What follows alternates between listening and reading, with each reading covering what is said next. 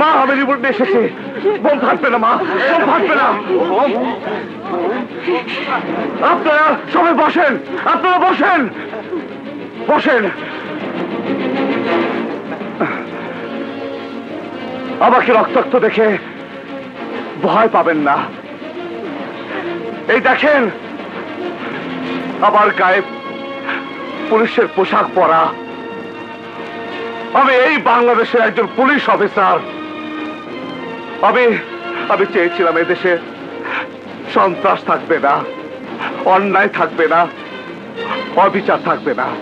আমার মায়ের পিঠে এই বোমা বিধে